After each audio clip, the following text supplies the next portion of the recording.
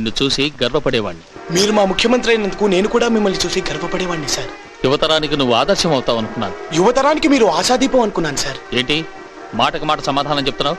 కోర్టులో ముద్దాయి కూడా అడిగిన ప్రశ్నకు సమాధానం ఇచ్చే హక్కు ఉంటుంది సార్. లీడర్ని చేసేసరికి ధైర్యం వచ్చిందా? జైలుకి వెళ్ళాను కదా సార్, అక్కడ ముద్ద దిగేసరికి ఎక్కడ కాదు సార్, ఇక్కడ మండుతుంది. ఎందుకు? తప్పు చేసింది నువ్వేగా? చేయించింది మీరే కదా సార్. నేను చేయమన్నానా? మీరే చేయించమన్నారా నీ జగదీష్ గారు చెప్పారు సార్. చెప్పావా? చెప్పాను సార్. నేను అలా చెప్పానా? నాకు నచ్చిన ముఖ్యమంత్రికి ఏమీ కాకూడదని అలా చెప్పాను సార్. అందుకని అబద్ధం చెప్తావా? I'm sorry sir. అయినా నీ బుద్ధి ఏమైంది? నా క్యారెక్టర్ నీకు తెలీదు? ఇప్పుడు నీ భవిష్యత్తు ఏమవుతుందో ఆలోచించావా? ఇంకా నాకు భవిష్యత్తు ఉందంటారా సార్? నా తండ్రిని నేను కోల్పోయాను సార్.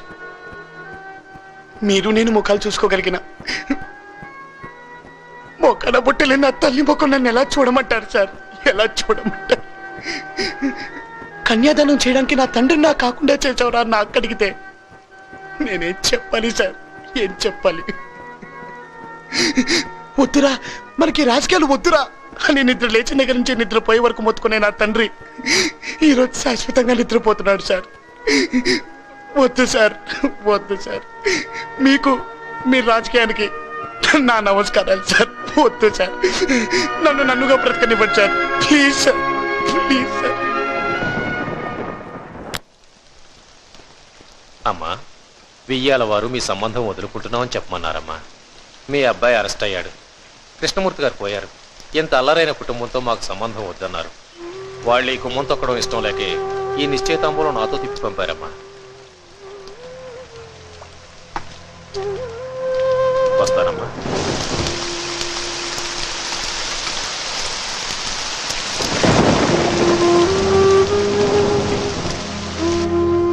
నమస్కారం కృష్ణమూర్తి గారు. నమస్కారం. కృష్ణమూర్తి, నీ కొడుకు లాయర్ ఎప్పుడవుతాడు? ఇంకో సంవత్సరంలో అయిపోతాడు.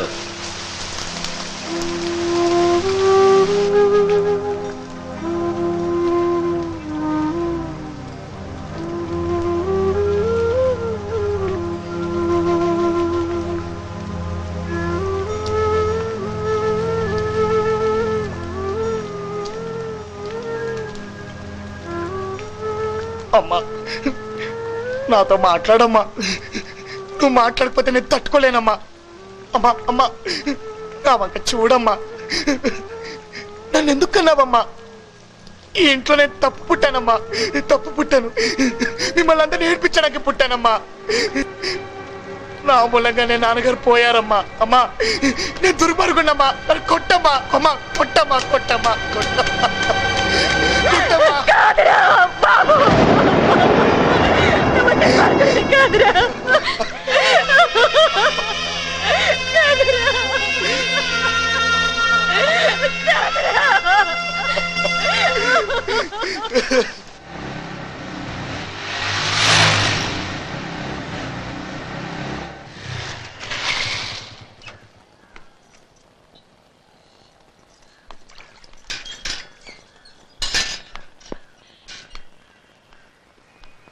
నమస్కారం అండి.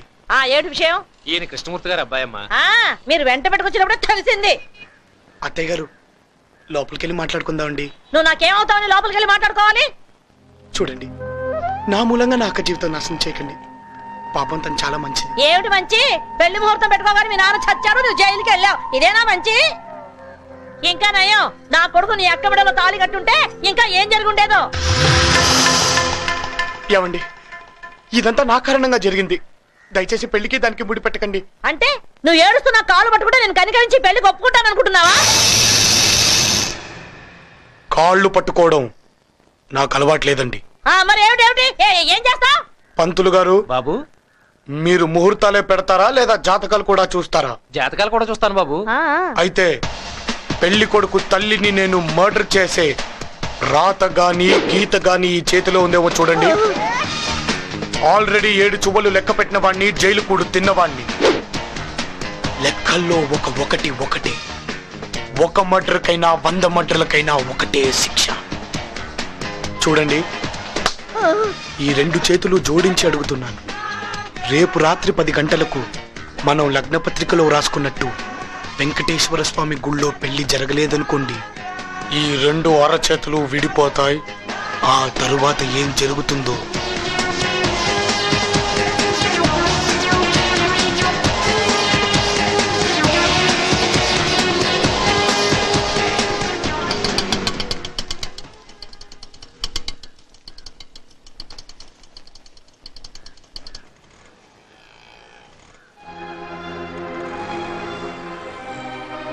బాబు, మా ఇంటికి వచ్చావేంటి? వాడతాయంటే మాటలు. వాడక్కని పెళ్లి చేసుకోకపోతే నన్ను చంపుతానని బెదిరిస్తున్నాడు. ఒకవేళ ఈ పెళ్లి గనక జరగలేదనుకో, నేనే నిన్ను చంపేస్తాను. ఏం మాట్లాడుతున్నావే నువ్వు? ఆ రోజు నిశ్చితార్థానికి వస్తుండగా జరిగిన యాక్సిడెంట్ లో నన్ను నీ అల్లుడిని కాపాడింది ఇతనే. ఇతను కాపాడి ఉండకపోతే నేను లేను, నీ అల్లుడు లేడు, నీ మనవడు లేడు. ఇలాంటి కుటుంబంతో సంబంధం మనకు దేవుడు ఇచ్చిన బంధం అమ్మా. థ్యాంక్స్ అండి, మీ మేలు జన్మలో మర్చిపోలేను. నాగరాజు, మా అమ్మ ఒప్పుకున్నా ఒప్పుకోకపోయినా మీ అక్క నేను పెళ్లి చేసుకుంటాను. చంపుతామన్న బెదిరింపు కాదు, నీ మంచి మనసుకి.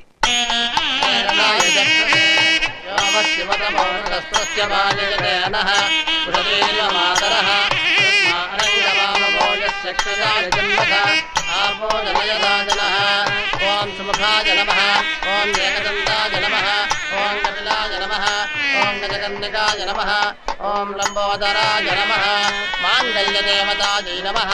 సుమంగళీయం మాంగళ్యం తంతునానేన మమ జీవన హేతునా కంఠే భద్రామి యువనే సంజీవనరదాం శతం.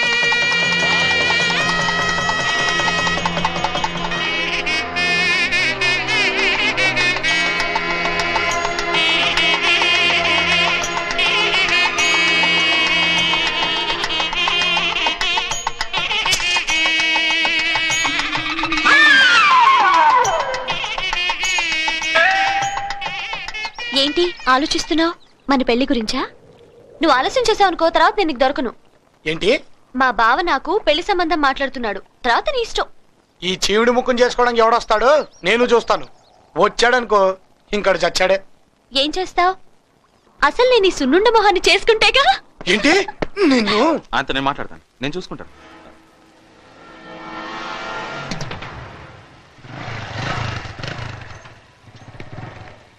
లోపలికి రావచ్చుగా. మీ బావ ఫిక్స్ చేసిన పెళ్లికి వస్తా.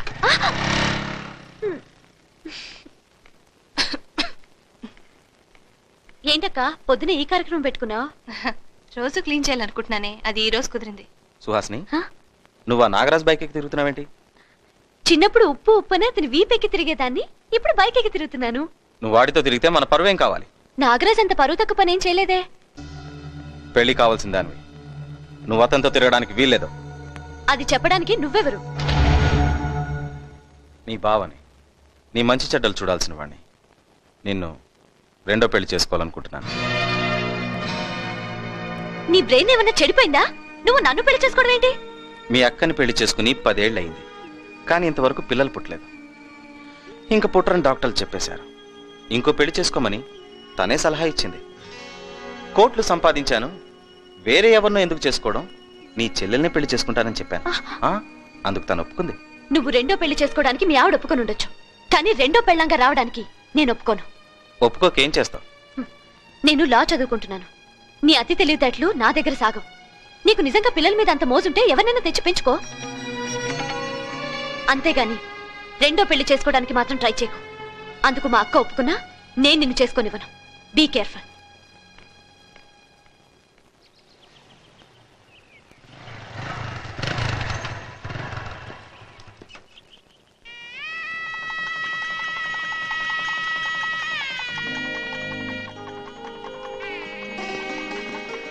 ఏంటంగులు ఎక్కడి వరకు వచ్చింది? రావయ్యా, ఎలాగైతే నేను మొత్తానికి మీ అక్క పెళ్లి చేసి మీ నాన్న పేరు నిలబెట్టావు. నువ్వు కూడా పెళ్లి చేసుకుని ఓ ఇంటివాడు అయితే నేను చాలా సంతోషిస్తాను. అప్పుడే నా పెళ్లికి తొందరగా ఉంది అంకుల్. ఇంకా డిగ్రీ పూర్తి చేయాలి. పైగా వెనకాల చెల్లెలుందిగా. అంటే నీ చెల్లెలు పెళ్ళే ఇంతవరకు చేసుకోవా? అయితే నేను ఇంకెవరైనా చేసుకుంటా. చేసుకుంటా చేసుకో. ఇదేమిటి పెళ్లి క్యాసెట్ లో రాస్తారోకో వస్తుంది? ఓ, ఆ క్యాసెట్ మీదే పెళ్లి రికార్డ్ చేసి ఉంటారు. ముందు నువ్వు ఇక్కడి నుంచి వెళ్ళకపోతే నేనే ఆత్మహత్య చేసుకుంటాను. ఇటు ఇవ్వు.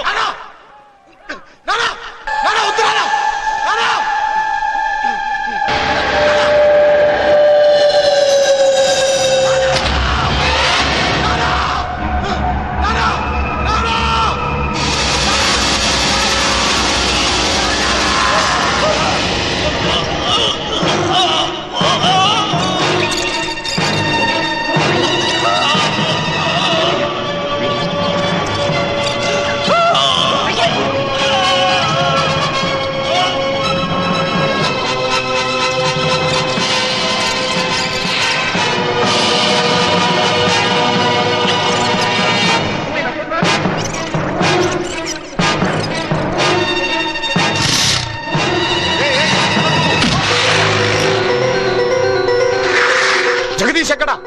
హోమ్ మినిస్టర్ గారింటికి వెళ్ళారు.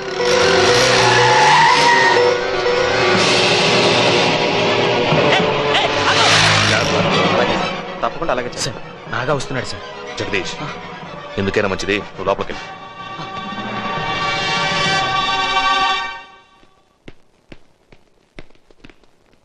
రావయ్యా, రా రా రా. సీఎంతో మీకు మీ రాజకీయాలకు దన్నమని వెళ్ళిపోయావంట. నువ్వు ఉదయించే సూర్యుడు అయ్యా. నువ్వు అలిగితే రాజకీయానికే గ్రహణం పడుతుంది. అతను వాళ్ళ నాన్న చనిపోయిన బాధలో ఉన్నాడు సార్. అరే మర్చిపోయాను. అందరం వాళ్ళ నాన్న ఆత్మశాంతి కోసం 2 నిమిషాలు మౌనంగా ఉందాం.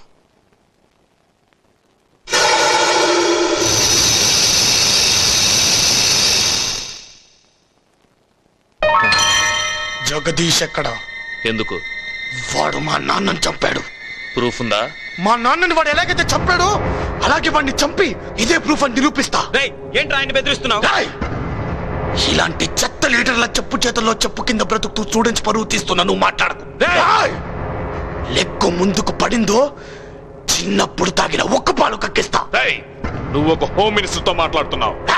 లెఫ్ట్ సైడ్ రౌడీల్ని, రైట్ సైడ్ గుండాల్ని పెట్టుకుని కేజీ లెక్కన మాంసం పెట్టించి లీటర్ లెక్కన మందు కొట్టించి మామూలు మనుషుల్ని రౌడీలుగా తయారు చేసే నువ్వు హోమ్ మినిస్టర్ వా? నేను తలుచుకున్నానంటే సెక్యూరిటీ లేకుండా సెంటీమీటర్ కూడా కదలేని వాడివి నువ్వేంట్రా తలుచుకునేది? నేను డిసైడ్ అయి వచ్చింది వాణ్ణి లేపెట్టానికి. అడ్డు పడ్డావో నిన్ను కూడా లేపేస్తా.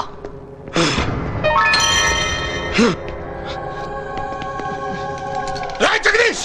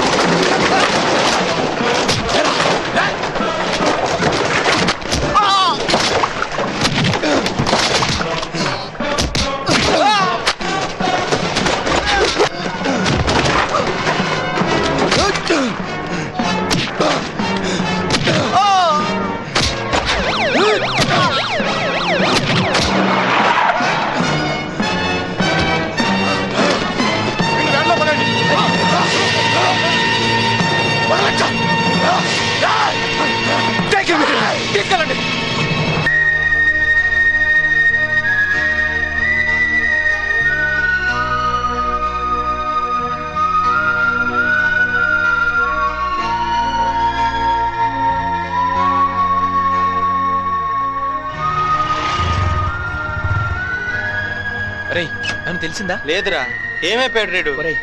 నాకు పోలీసుల మీద అనుమానం రా, వాళ్ళే ఏదో చేసుంటారు.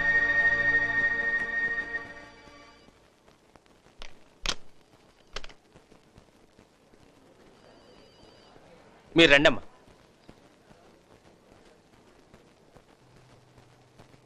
సార్, ఈవిడే నాగరాజమ్మ గారు. ఓహో, నమస్కారం అండి. నమస్కారం, కూర్చోండి. సార్, వారం రోజుల నుంచి మా అబ్బాయి కనిపించడం లేదు. పోలీసులు తీసుకెళ్లారన్నారు. ఏ స్టేషన్కు వెళ్ళి అడిగినా లేడంటున్నారు. వాడు ఏమైపోయాడని మాకు భయంగా ఉందండి. మాకు వాడు ఒక్కడే ఆధారం. వాళ్ళ నాన్నగారు కూడా పోయారు. మీరంటే వాడికి చాలా అభిమానం. మీకోసం వాడు ఏమైనా చేస్తాడు. మీరు నిరాహార దీక్ష చేస్తున్నారని వాడు 3 రోజులు భోజనం కూడా చేయలేదండి. వాడికి ఏమన్నా అయితే నేను తట్టుకోలేదు సార్, తట్టుకోలేదు సార్. మా అన్నయ్య మాకు ఇప్పించండి సార్, కావాలంటే ఊరిల్లు వెళ్ళిపోతాం. కంగారు పడకండమ్మా. ఈ రోజు నాగరాజు కోర్టుకు హాజరు కావాలి. తను ఎక్కడున్నా సరే వెతికి తీసుకురమ్మని చెప్తాను. మీ అబ్బాయికి ఏం కాదు, ధైర్యంగా వెళ్ళిరండి. నేను హామీ ఇస్తున్నాను.